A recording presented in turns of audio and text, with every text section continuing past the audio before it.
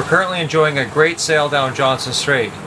Like most of these sails that start in Port McNeill, this one started a little bit slow, but the wind's building as we get farther southeast, and eventually the spinnaker is going to have to come down. But right now we're making really, really good time to our destination, which is a place called Forward Harbor.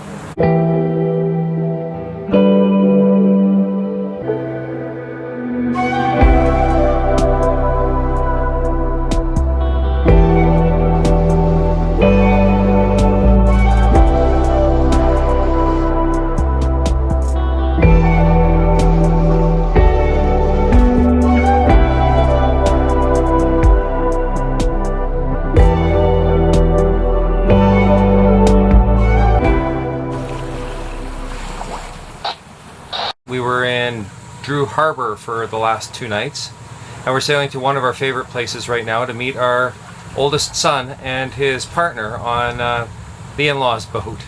And our destination is called Copeland Islands, and we've got a secret spot that we really like there, kind of nestled in amongst the islands and out of the wake that plagues the main anchorage in Thulin Passage. So it's going to be really nice to see family again and to spend some time with our kid. So after 2 months of moving pretty much every day, we've taken it pretty easy for the last 4 days or 4 nights. We spent 2 nights in Harriet Bay and then 2 nights here in Copeland Islands. And we're now rafted to Gazelle, which is Alex's parents' boat, with my son Corey and his girlfriend Alex. We're going to do the Desolation Sound shuffle for the next few weeks, I think. Week and a half anyways. Enjoying our favorite places. You don't go to Desolation Sound for the sailing. The anchorages are close together and there's never any wind. Desolation Sound is all about hanging out with people you love, swimming, and hiking. One of our favorites is the lookout above Tenedos Bay.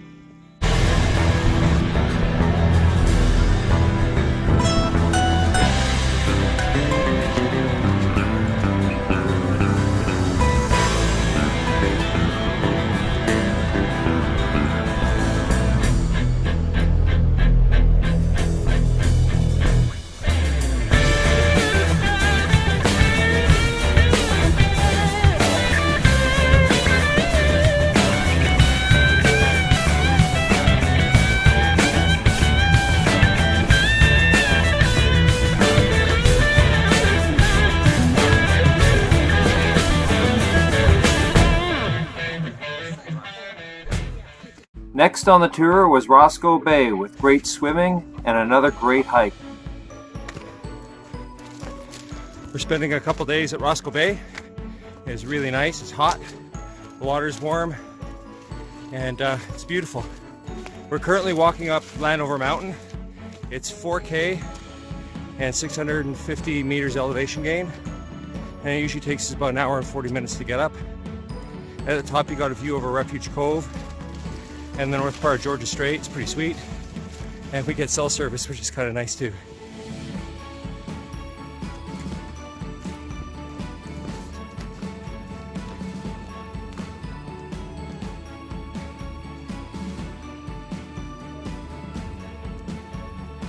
It took us about an hour and 50 minutes up, which is a pretty good time. Well, me an hour and 20. You didn't need to tell people that.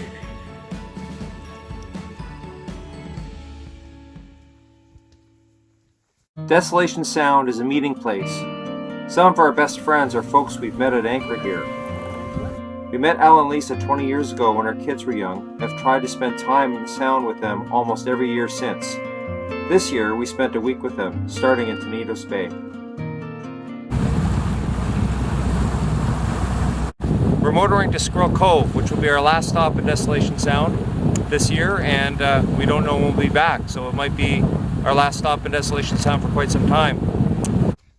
So Squirrel Cove was a bit of a bust. They had no Chardonnay, and the store was super busy. I don't think there's a coffee shop there, and we bought a bunch of stuff that needed to go in the fridge right away. So we stopped, we shopped, and then we left. But there is this nice hike, actually this Cortez Islands, covered in nice hikes. And we're on one of them right now. I don't know how far we'll go, but it started in Squirrel Cove, and this one actually makes a big loop. It goes to the lagoon in Von Donop, and then to the main anchorage in Von Donop, and then back to Squirrel Cove. And if you do the whole thing, it's a loop of 6 kilometers.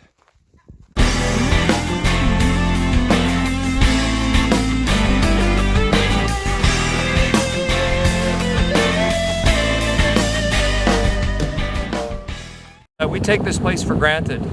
We've been cruising here every single year for the last 21 years, and it's so busy.